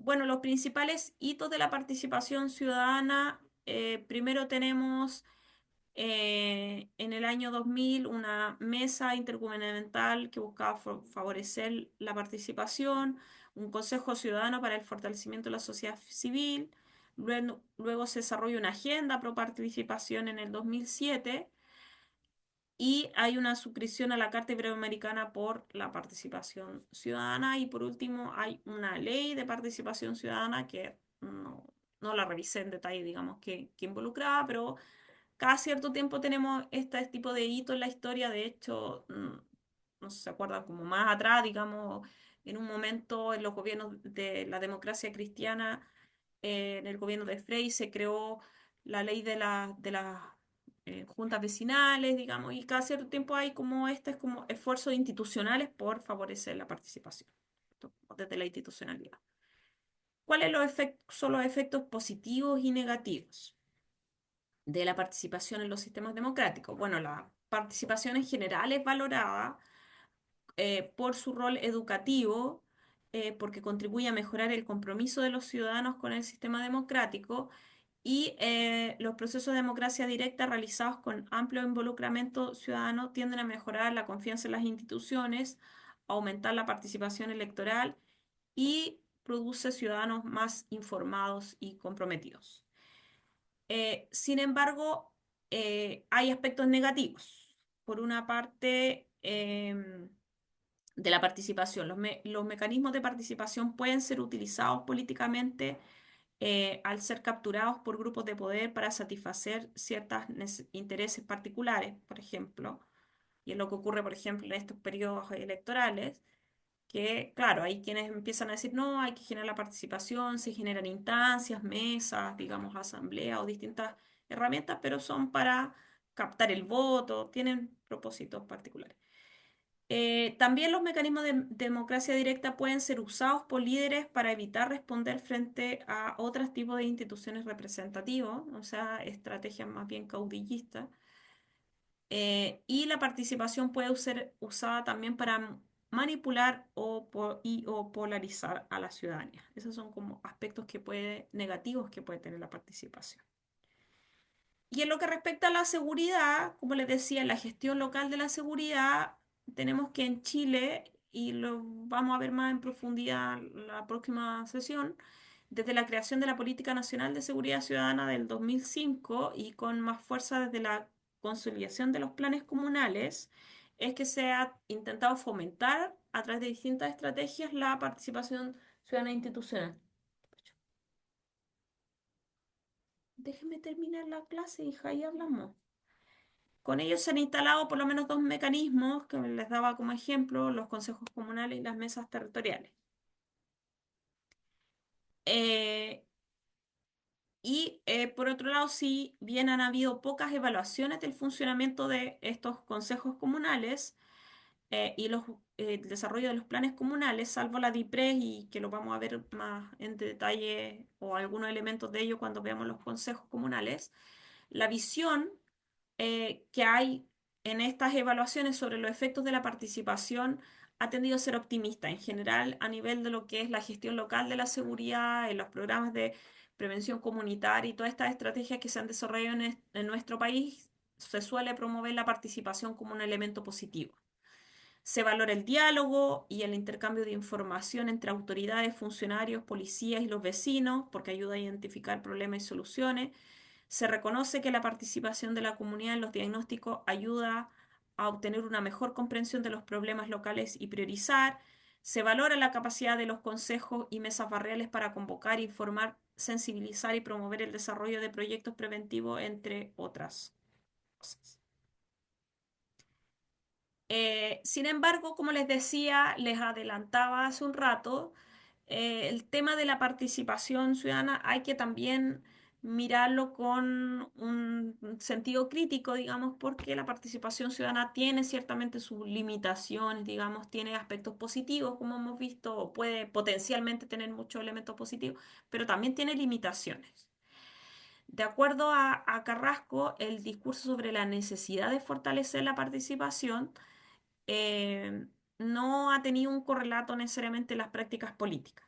¿Ya? Y como sabemos, la democracia en nuestro país eh, sigue siendo bastante débil, sobre todo como vemos cada cierto tiempo ciertas crisis, por ejemplo, sociales, donde queda de manifiesto, digamos, de que hay descontento social, que hay desafección con la política. En general, los indicadores de las encuestas, por ejemplo, de opinión pública, muestran que hay muy baja confianza de la ciudadanía con los representantes, como le decía. Entonces, eso en gran medida tiene que ver con que no hay una conexión, no hay canales de participación eh, que se implementan en general, son lo que existen, digamos, son débiles o son de baja intensidad, digamos que eh, típico estos consejos o mesas donde se invita a representantes de la ciudadanía suelen tener poca frecuencia, por ejemplo, se hacen cada cierto tiempo y casi siempre se invita a personas muy eh, digamos, con cierto interés, entonces no hay una búsqueda, digamos, de que hay una representación real de los ciudadanos. Muchas de estas instancias no son vinculantes, o sea, por ejemplo, los consejos a veces se toman, se discuten temas, pero la opinión de los vecinos no tiene el mismo peso que la de las otras autoridades, por ejemplo, o no se toman, simplemente no se toman decisiones, sino simplemente son instancias de discusión. Entonces, hay una baja o nula incidencia en la toma de decisiones. En el caso de los consejos comunales de seguridad ciudadana, la representación ciudadana suele ser baja, o sea, uno o dos representantes de todos los vecinos. Se suele convocar a dirigentes tradicionales y cercanos al alcalde y por ende la participación tiende a ser súper instrumentalizada. En otros casos, el bajo nivel educativo o la escasa capacitación de los dirigentes en temas de seguridad limita las posibilidades de incidir de forma efectiva en el análisis de los problemas o formulación de propuestas. Entonces, esto hace que la existencia de estos mecanismos de gestión que contemplan la participación de los vecinos no necesariamente van a asegurar que ellos tengan como vecinos, digamos, una incidencia real en la toma de decisiones. Y por último, entonces, aun cuando la evidencia internacional ha demostrado que las alianzas entre autoridades, policía y comunidad pueden favorecer la confianza, la cohesión y la legitimidad de las autoridades, los vecinos e incluso las propias autoridades no siempre están orientados por un enfoque de coproducción de la seguridad o bajo objetivos preventivos. Y entonces, por el contrario, lo que puede ocurrir muchas veces, en muchas ocasiones, es que las comunidades locales, en especial las más complejas y que con altos niveles de violencia, suele predominar miradas cortoplacistas, defensivas o de populismo punitivo, y eso va a limitar la posibilidad de construir planes y proyectos de seguridad más a largo plazo, más inclusivos y que efectivamente promuevan la cohesión, la convivencia o el respeto de los derechos humanos. O sea, que se basen en el respeto de los derechos humanos. Pues ahí el monito que les coloqué es esta típica estrategia como de comunidades defensivas o que buscan hacer estas acciones como de linchamiento, de autodefensa, como veíamos en la sesión anterior. Entonces, ese es como el riesgo o el límite y el riesgo de la participación, que pueda irse hacia objetivos que no son respetuosos de los derechos humanos. Y, y antes de, ya para ir finalizando, me faltan solo un par de láminas de reflexión final, pero me gustaría en este punto volver sobre el ejercicio que hicimos al principio y hacerle algunas preguntas. Entonces, el que quiera, tenga ánimo todavía a responder, quisiera plantear esta pregunta. Si ustedes consideran que toda la estrategia o iniciativa de prevención de prevención comunitaria favorece la participación vecinal y la convivencia de los ejemplos que vimos en el ejercicio, ¿había algunas de esos ejemplos que no necesariamente favorecen la participación y la convivencia? ¿Cuáles podrían ser ejemplos de estrategia de prevención que en la práctica no favorecen o por qué razones no se favorece? Em, no sé si quieren dar algún ejemplo de su experiencia o quieren reflexionar sobre esa pregunta.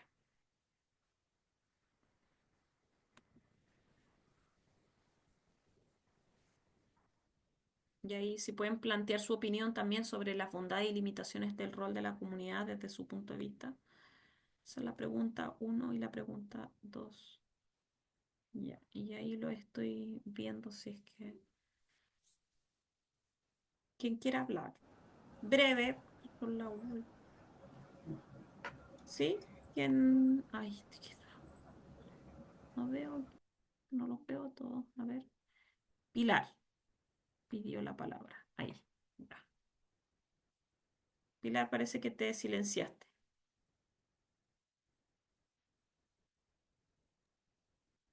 Ahora sí. Yo creo que son complejas las estrategias donde, por ejemplo, involucran la relación con la policía porque em, puedes generarse la sensación de que para los vecinos que a lo mejor no son tan participativos, de que, no sé, po, estos vecinos que sí se comunican con la policía son sapos y generar roces seguramente al interior de las comunidades. Claro, en comunidades que donde hay pocas prácticas, como tú dices, como de organización o de comunicación, o sea, donde hay desconfianza, a veces la intervención de la policía, tal como tú dices, puede generar más bien ser como vista como como una intervención de alguien extraño, digamos, y generar más como desconfianzas internas. Es compleja el tema del acercamiento a la policía.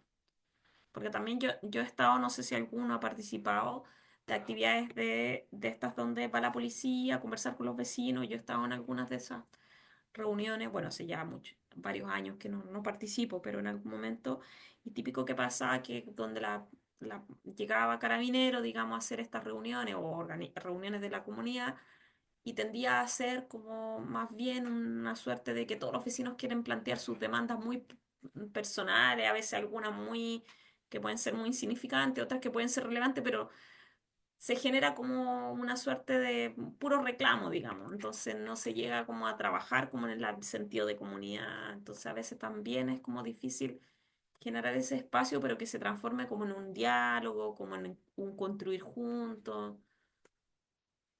No es fácil, porque típico que los vecinos empiezan a decir, ah, pero nosotros queremos un carabinero en esta esquina y esto otro en la otra esquina, entonces al final como que no se llega a nada. ¿Alguien más quisiera comentar? Olivia,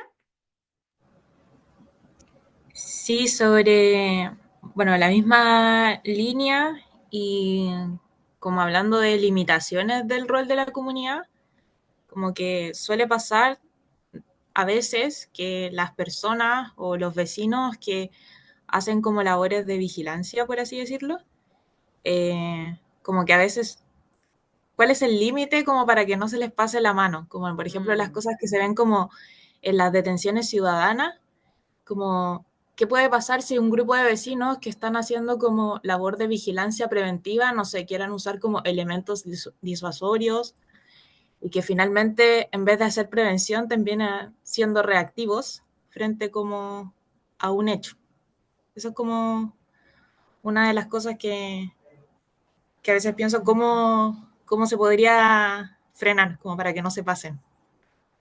claro, claro, claro, es un riesgo siempre latente que si los vecinos no están bien capacitados y no hay como una idea clara sobre qué se va a lograr con esa organización, puede tender a ocurrir, digamos, que se pasen al límite.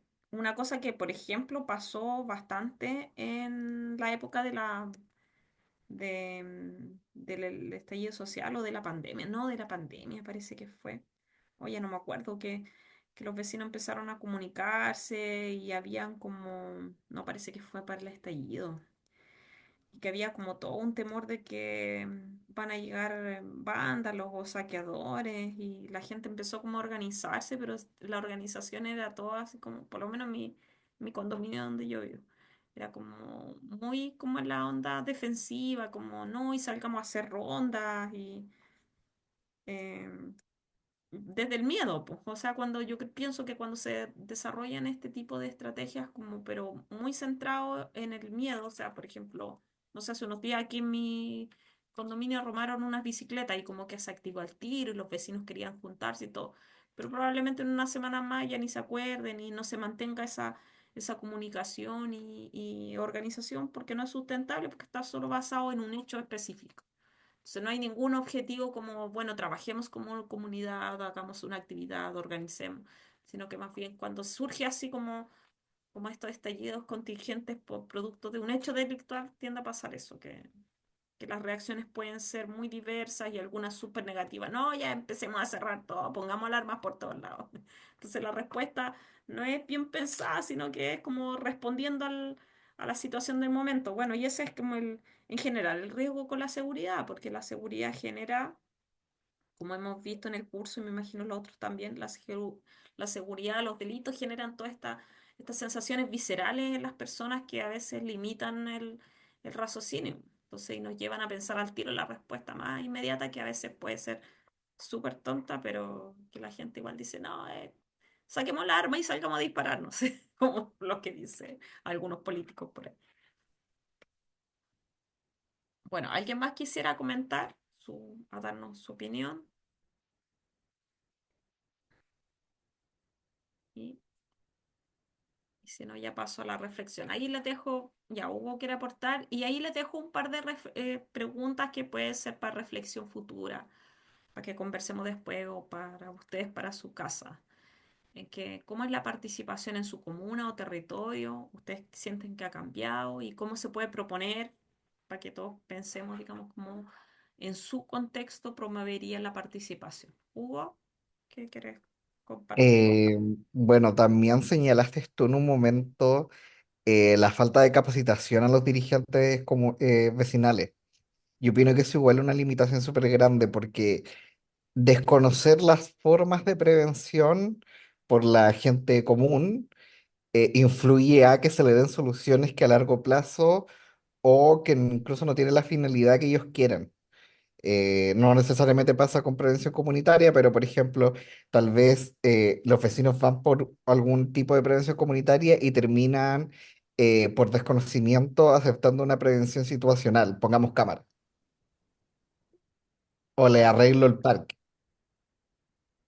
Y tal vez por desconocimiento eh, entre cuál es el límite de esta prevención comunitaria y cuál es el límite de la prevención situacional, tenemos como que la falta de conocimiento de los, que en definitiva tampoco es su culpa, porque tampoco es un claro. Y terminan haciendo algo general. que quizás no va a Eh, tener el resultado que ellos esperaban, entonces la desilusión después es peor. claro, Sí, po. entonces como que eso se refleja muy bien por la alta inversión, por ejemplo, que tienen usualmente los municipios en prevención situacional. Mm, Porque es más fácil, en definitiva, convencer a la gente de que las cámaras sirven más que la prevención que puede realizar la comunidad. claro, totalmente. Ya. Y ahora le agradezco a los opinantes y quienes contribuyeron con la sesión para no hacerla tan latera. Y como reflexiones finales respecto de los aprendizajes que podemos sacar, digamos, de todas estas experiencias internacionales y nacionales respecto a la prevención comunitaria, principalmente en barrios.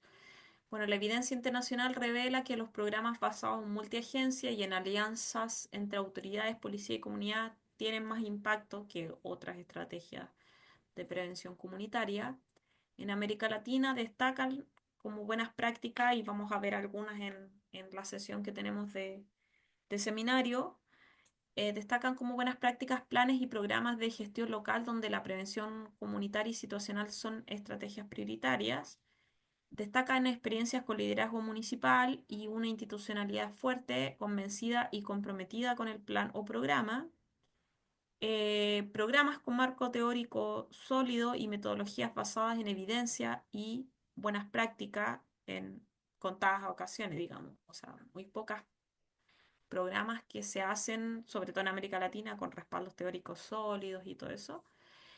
Planes, programas que cuentan con recursos y planificación coherente con los objetivos a lograr, aunque pocas veces se evalúa, digamos, el desarrollo de estos planes y programas. Em, y aquellos con personal técnico alineado con objetivos, con adecuadas condiciones laborales y con incentivos claros desde sus superiores también son aspectos que muchas veces son difíciles porque como ustedes saben, por lo menos en el contexto chileno y latinoamericano, muchos de los programas de este tipo suelen ser con financiamientos muy acotados, entonces se contrata gente como ya para que hagamos la intervención y después se acaba, entonces no hay un trabajo como de instituciones. En algunas ocasiones se aprovecha la experiencia de organizaciones comunitarias, o sea, de ONGs que tienen alguna trayectoria, pero también muchas veces las propias ONG funcionan en un contexto de mucha precariedad, entonces es difícil que se logren, digamos, programas que tengan aprendizajes, evaluaciones en el tiempo. Eso se suele dar un poco más en la prevención social incluso, que tiene un poco más de sustento, digamos, en términos de recursos me refiero. Respecto a la gestión de recursos, se valoran programas cuya dirección logra generar condiciones para la adecuada ejecución del plan programa. Destacan programas implementados de modo multiagencial y transversal y que promueven capacidad de asociatividad a nivel territorial. Bueno, es relevante también incluir el seguimiento de indicadores para verificar cambios y reorientar los procesos cuando se requieren. Capacidad de sistematización, que también lo hemos visto en casos de los otros tipos de prevención. La generación de conocimiento a través de la práctica, el levantamiento de aprendizaje. Y la evaluación, cuando la evaluación se integra en los procesos de mejora continua de la institución o de la organización ejecutora, se evalúan resultados e impacto, claramente un elemento que es clave para que los programas tengan mejores efectos. O sea, que se puedan conocer además los efectos, generar la evidencia. Y por último, si bien muchos programas promueven la participación, a propósito de este análisis que hacíamos de los límites de la participación, y promueven el control social informal, pocos reflexionan sobre las bondades y limitaciones del rol de la comunidad. O sea, a veces se tiene mucha expectativa respecto de lo que puede hacer la comunidad, pero no se hace un análisis más profundo, digamos, de las condiciones en las que está la comunidad, por ejemplo, al momento de empezar el programa. O sea, la comunidad tiene los recursos, necesitamos quizás hacer un trabajo mayor inicialmente para favorecer las confianzas, para generar las capacidades, capacitar a la gente si es necesario, no sé, como que esas reflexiones no se hacen, solo van y llegan con el programa y se implementa y si los vecinos participan bien y si no, pues queda un poco lo mismo. Y bueno, aquí al final les dejo un banco de programas preventivos, link para acceder a bancos de buenas prácticas. No sé, me parece que ya se lo había puesto en otras láminas, pero igual ahí están.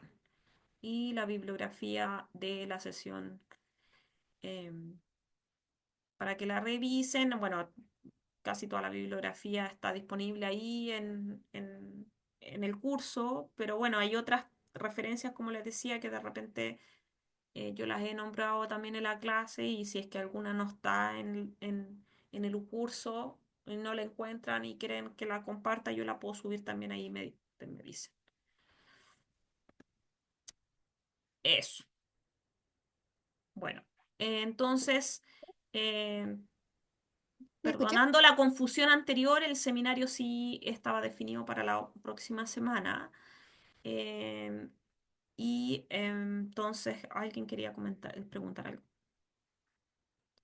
Sí, yo, pero es con relación al seminario con Constanza. Queríamos hacerle unas preguntas. No sabemos si se puede quedar un poquito después de la reunión como para hacerle las preguntas. Bien.